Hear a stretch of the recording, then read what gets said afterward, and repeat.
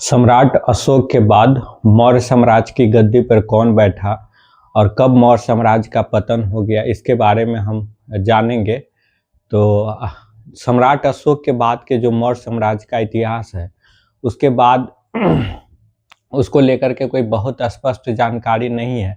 अलग अलग स्रोतों से अलग अलग तरह की जानकारी आती है, जैसे ब्राह्मण धर्म ग्रंथ, जैन बौद्ध धर्म ग्रंथ, इसके अलावा कल्हन की राज तरंगिनी, इस तरह के जो अलग अलग स्रोत है उससे अलग अलग तरह की जानकारी आती है।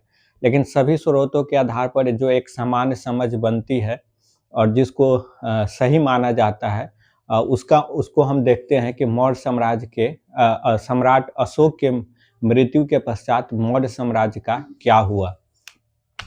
तो सम्राट अशोक के मरने के बाद मौर्य साम्राज्य की गद्दी पर कुणाल बैठता है। कुणाल, ये कोई विवाद इसमें नहीं है।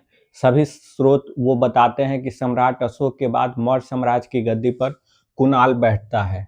कुणाल बैठता है। और कल्हन की जो राज तरंगिनी है, कल्हन ने जो पुस्तक राज तरंगिनी की रचना की है, राज तरंगिनी, राज तरंगिनी से यह जानकारी मिलती है कि जिस वक्त कुणाल मौर्य साम्राज्य का शासक था उसी वक्त कश्मीर में जालौक नामक व्यक्ति शासन कर रहा था। जालौक शासन कर रहा था और ये जालौक भी सम्राट अशोक के ही परिवार का व्यक्ति था। तो जिस समय मौर्य साम्राज्य पे कुणाल का शासन चल रहा था उसी समय मौर्य साम्राज्य के ही जो अंतर्गत आने वाला जो कश्मीर था वहां पर जालौक नामक व्यक्ति शासन कर रहा था। फिर एक शासक होता है दशरथ। दशरथ भी कुणाल के बहुत बाद गद्दी पर बैठता है। और दशरथ एक ऐसा मौर्य शासक है जिसके बारे में अभिलेख के आधार पर जानकारी प्राप्त होती है। मतलब सम्राट अशोक के बाद जितने शासक हुए उन शासकों के बाद उनमें से जिन शासकों के विषय में अभिलेख के आधार पर हमें जानकारी प्राप्त होती है वो है दशरथ। यानी दशरथ शासक हुए, इस पर कोई शक नहीं है। और ये जानकारी कहाँ से प्राप्त होती है? तो दशरथ ने जो गया में नागार्जुन की पहाड़ी है, नागार्जुनी की पहाड़ी है, इस पहाड़ी पर आजीवक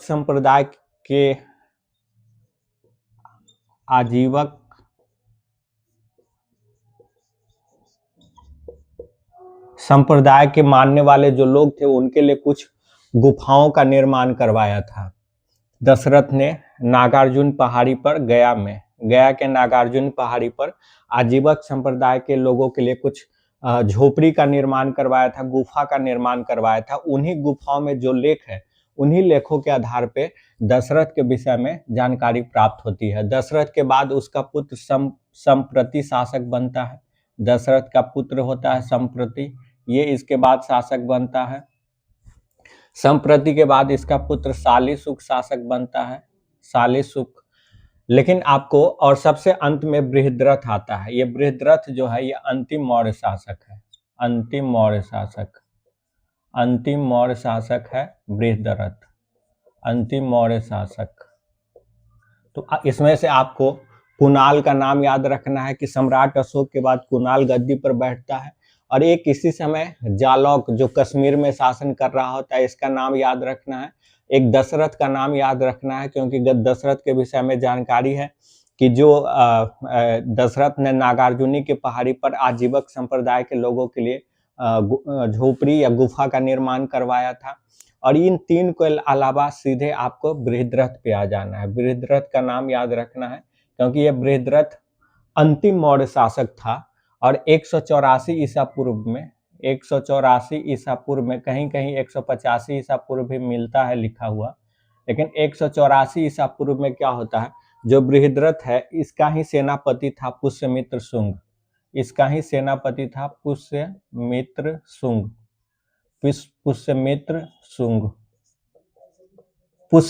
शुंग। बृहद्रथ का सेनापति था पुष्यमित्र शुंग। इस पुष्यमित्र शुंग ने 184 ईसा पूर्व में धोखे से बृहद्रथ की हत्या कर दी। यानी ये जो सेनापति था पुष्यमित्र शुंग, इसने धोखे से अपने जो इनके शासक थे बृहद्रथ, इसकी हत्या कर दी 184 ईसा पूर्व में। और इसकी हत्या करके पुष्यमित्र शुंग स्वयं ही मौर्य साम्राज्य की गद्दी पर बैठ जाता है। और उसके बाद पुष्यमित्र शुंग ने एक नए वंश की स्थापना की, जिसको हम शुंग वंश के नाम से जानते हैं, जिसको हम शुंग वंश के नाम से जानते हैं, शुंग वंश के नाम से जानते हैं। तो ये रहा परवर्ती मौर्य, यानी कि अशोक के बाद के जो मौर्य शासक हुए, उसमें कुणाल, जालौक, दशरथ और चौथा बृहद्रथ। इन चार का नाम आपको याद रखना है। बृहद्रथ अंतिम मौर्य शासक था। इसकी हत्या 184 ईसा पूर्व में इसके ही सेनापति पुष्यमित्र शुंग द्वारा कर दी जाती है। और पुष्यमित्र शुंग ने मौर्य साम्राज्य पर गद्दी पर कब्जा करके एक नए वंश की स्थापना की, जिसको शुंग वंश के नाम से जाना जाता है। तो ये परवर्ती मौर्य था। अब इसके बाद हम मौर्य जो साम्राज्य था, उस समय का जो प्रशासनिक व्यवस्था के थे, किस तरह के प्रशासनिक विभाजन था, प्रांतों का विभाजन, जिला स्तर का विभाजन, स्थानीय स्तर का विभाजन कैसा था, उसके अलावा वहाँ के किस किस कौन कौन से अधिकारी होते थे, कौन महत्वपूर्ण अधिकारी थे, ये सब प्रश्न में पूछे जाते हैं। तो इसको पढ़ेंगे। इसके अलावा हम मौर्य साम्राज्य के समय में आर्थिक जीवन, कृषि की क्या स्थिति थी, उसमें सरकार का क्या हस्तक्षेप था, कृषि के लिए सरकार किस तरह की कोशिश कर रही थी, उद्योग का क्या था, व्यापार का क्या था, पशुपालन का क्या था, उसको पढ़ेंगे। फिर हम धार्मिक स्थिति को पढ़ेंगे। तो इस तरह हम फिर मौर्य शासन के दौरान जो कला का विकास हुआ, उसको भी देखेंगे।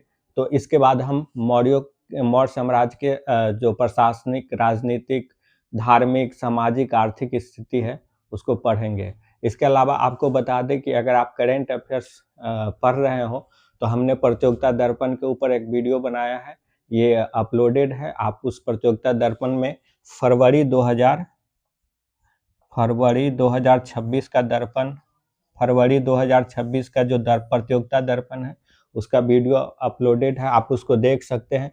इसके पहले हमने प्लेलिस्ट में डाल दिया है। जनवरी 2026 का भी प्रतियोगिता दर्पण है, दिसंबर 2025 का भी प्रतियोगिता दर्पण है। तो प्रतियोगिता दर्पण बहुत संक्षेप में जो जितनी भी उसमें आवश्यक जानकारी प्रतियोगिता परीक्षा पीटी के पॉइंट ऑफ व्यू से जरूरी है, उन सारे घटनाओं को हमने कवर किया है। उसको आप जरूर देखिएगा और अच्छा लगे तो चैनल को सब्सक्राइब कीजिएगा।